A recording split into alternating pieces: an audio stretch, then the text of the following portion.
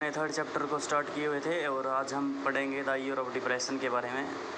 Great depression of the world या फिर great economic depression बोला जाता है इसको। और एक ऐसी महामंदी छाई थी पूरे विश्व के अंदर जिसमें सभी देशों के ऊपर इस चीज़ का असर पड़ा था। तो जर्मनी कैसे बच सकता था? हालांकि हमारे देश के ऊपर इसका थोड़ा सा कम इफेक्ट रहा था, लेकिन पूरे की पूरी जो देश की अर्थव्यवस्थाएँ थी, पूरे विश्व की अर्थव्यवस्थाओं को तहस नहस कर दिया था भाई इसने। तो आज हम जो पढ़ने वाले हैं द ईयर ऑफ डिप्रेशन के बारे में स्टार्ट करते हैं। The year between 1924 to 28 so some stability yet this was built on a sand. German investment and industrial recovery were totally dependent on the short-term loans largely from the USA. जैसे इस समय रहा 1924-28 के बीच का समय, वहाँ पर जो इकोनॉमी थी तो वहाँ पर जर्मनी के अंदर थोड़ी सी मतलब स्टेबिलिटी आई, स्थिरता आई। लेकिन ये तो क्या थी, जैसे कि कोई घर बना रखा अपने सैंड के ऊपर, जैसे हवा आएगी उसके बाद वो ख़त्म हो जाएगा। तो इस प्रकार से थी। जितने भी जो इंडस्ट्रियलिस्ट थे उन्होंने जो मुख्य तौर पर जो इन्वेस्टमेंट किया हुआ था वो शॉर्ट टर्म से जो है मतलब छोटे समय के लिए क्या लोन लेकर उन्होंने अपने जो है एस्टेब्लिशमेंट की हुई थी अपने इंडस्ट्रीज़ के अंदर, और वो पैसा है सारा का सारा यूएसए की तरफ से आ रहा था। This sports was withdrawn when the Wall Street exchange crash in 1929।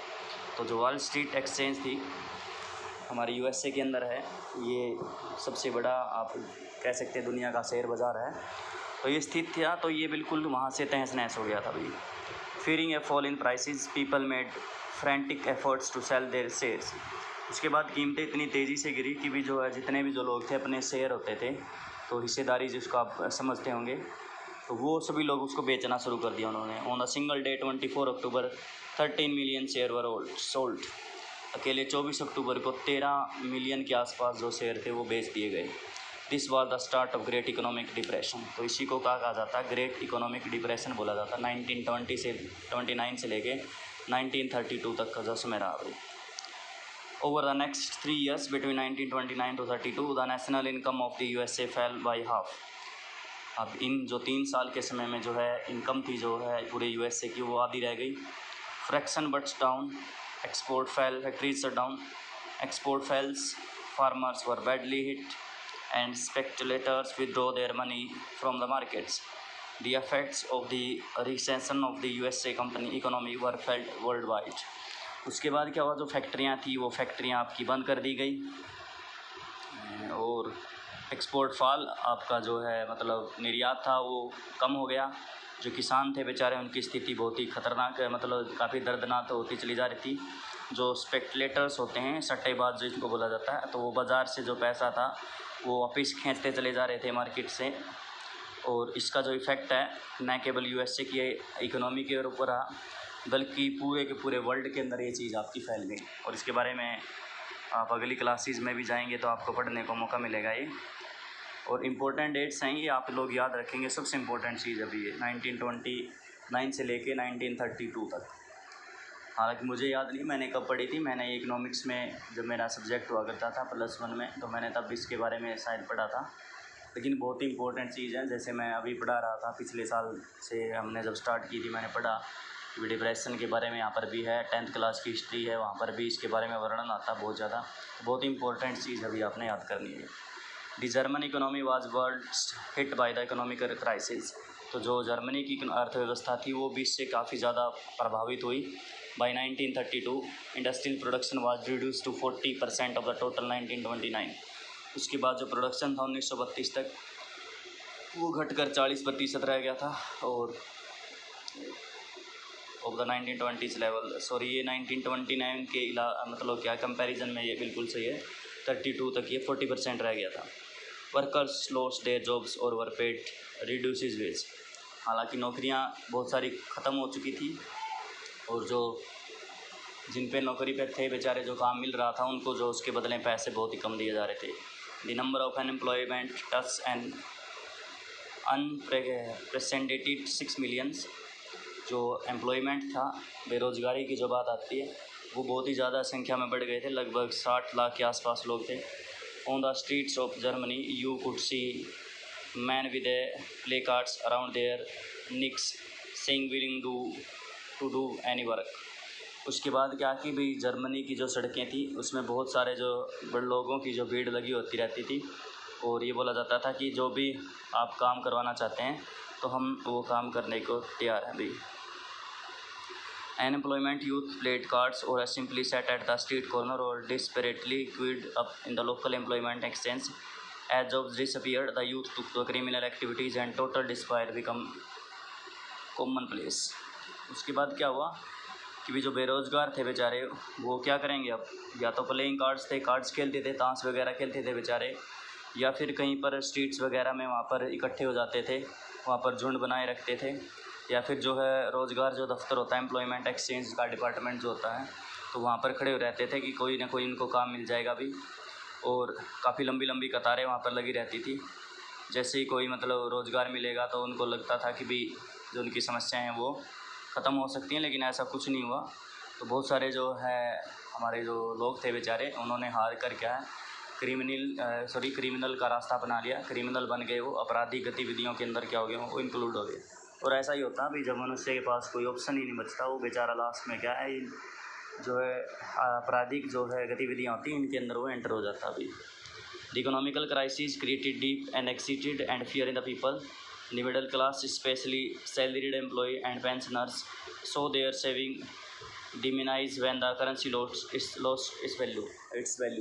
उसके बाद क्या हुआ कि भी जो आर्थिक संकट था वो क्या काफ़ी मतलब गहरी बेचैनी छोड़ के चला गया था, काफ़ी डर था लोगों के अंदर।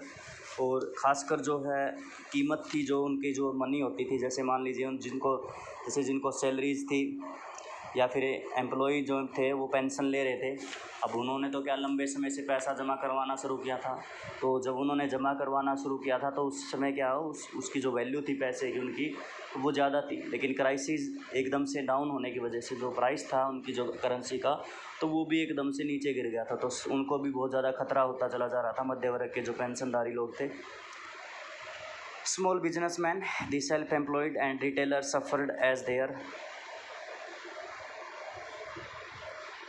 business got tuned. These section of the society were filled with the fear of proletarianization,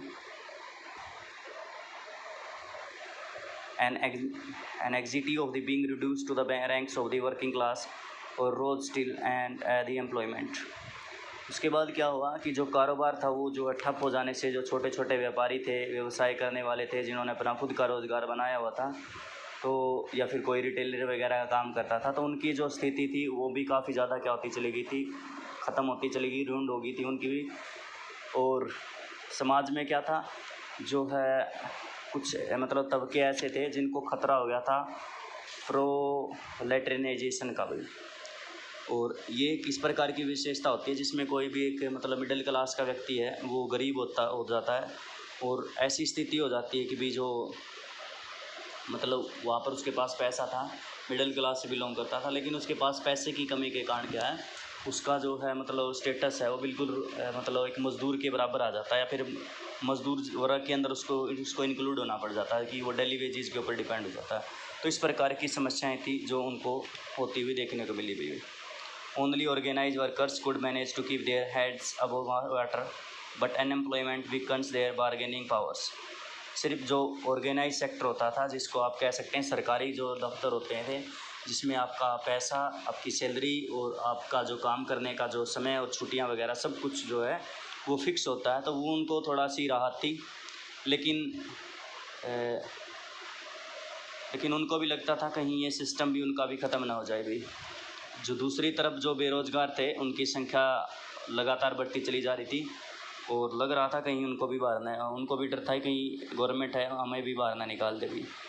big business was crisis, बड़े बड़े जो है व्यवसाय थे वो ख़त्म हो चुके थे। The large mass of peasantry was affected by the sharp fall in agriculture prices and human unable to feel their children's stomach were filled with a sense of deep despair. उसके बाद जो है जो किसान थे बेचारे, उनकी जो कीमतें थी कृषि उत्पादकों की, उसके अंदर भी बहुत तीव्र गति से गिरावट हुई। जो भविष्य था युवाओं का, उनको लग रहा था कि हमारा भविष्य ख़त्म होने वाला है। और जो बेचारी माएँ थी, जो औरतें थी बेचारी, वो अपने बच्चों को क्या भरपेट खाना भी नहीं खिला पा रही थी। और काफ़ी ज़्यादा मतलब क्या है कि दुख में वो अपना जीवन यापन कर रहे थे। Politically to the Weimar republics was fragile. उसके बाद जो वाइमर रिपब्लिक था वो भी काफ़ी ज़्यादा मतलब नाजुक हो गया था, खिन भिन हो गया था, आप कह सकते हैं, टूट भी गया, आप ऐसे भी कह सकते हैं। The Weimar constitution had some inherent defect which made its unstable and vulnerable to dictatorships. और यही था जो सिस्टम कि भी जो है इतनी ज़्यादा कमियां थी। पहले भी हमने बात की थी कि वाइमर साम्राज्य था तो काफ़ी ज़्यादा समस्याएं थी, गणराज्य थी। उसके बाद क्या था, तो इसी चीज़ सिस्टम ने क्या क्रिएट किया, इतनी समस्याएं थी, उसके बाद ही वॉल स्ट्रीट एक्सचेंज ढहा गया। तो इसकी वजह से क्या है, एक डिक्टेटरशिप को आगे लीड करने के लिए एक मौका मिला। यानी कि जो है ये जो अस्थिरता फैली हुई थी तो यही अस्थिरता क्या लेके आई, तानाशाही लेके आई विदेश के अंदर। One was proportional representation, this made achieving a majority by any one party of near impossible task leading to a rule by coalitions. उसके बाद क्या था कि भाई जो सरकारें थी, कोई भी पार्टी क्या अपना जो है मतलब कोई रूल नहीं कर पा रही थी, मतलब सिंगल पार्टी नहीं थी, तो सरकार जो बन रही थी वो क्या गठबंधन की बन रही थी। Another defect was article 48 which give the president to the power to impose emergency, suspend civil rights and rule by the decree. Within its short life, the Weimar Republic saw 20 different cabinet lasting on an average 239 days and a liberal use of Article 48. उसके बाद जो है वहाँ पर जो 48 article था, अनुच्छेद 48 था, तो वो लागू मतलब क्या वो भी लागू कर दिया गया था। इसमें क्या होता था कि भी जो है राष्ट्रपति था वो एक इमरजेंसी घोषित कर सकता था, जो नागरिकों के अधिकार होते हैं उनको रद्द कर सकते थे, और कोई भी जो है अध्यादेश लाया जा सकता था और शासन करने के लिए मतलब क्या लाने का अधिकार है। जैसे हमारे यहाँ पर अभी आपने देखा है जो कृषि के ऊपर अध्यादेश लाए गए हैं और उनको लोकसभा राज्यसभा में पास कराने के बाद उसको नियम के रूप में बदल दिया गया। जो अपना जो है वाइमर साम्राज्य रहा, काफ़ी कम समय के लिए रहा वे, तो उसका जो शासनकाल था उसमें जो 20 मंत्रिमंडलों के हाथों में रहा था, और जबकि जिनकी एक मतलब एवरेज यदि हम निकालते हैं तो उनकी 239 दिन से ज़्यादा कोई भी मंत्रिमंडल वहाँ पर नहीं ठहर सका भाई। और जो आर्टिकल 48 था और बहुत बड़ी मात्रा में इसका उपयोग भी किया गया भाई। Yet the crisis could not be managed. People lost confidence in the democratic government, parliamentary system, which seemed to be offer no solution. फिर भी जो है ये जो समस्या थी इससे कोई छुटकारा नहीं मिल रहा था। लोकतांत्रिक जो संसदीय व्यवस्था थी तो लोगों का विश्वास इस पे से ख़त्म होता चला जा रहा था और इसका कोई भी समाधान उनको देखने को नहीं मिल रहा था भाई। बस भाई आज के लिए काफ़ी, हम कल देखेंगे हिटलर के युद्ध के बारे में बात करेंगे।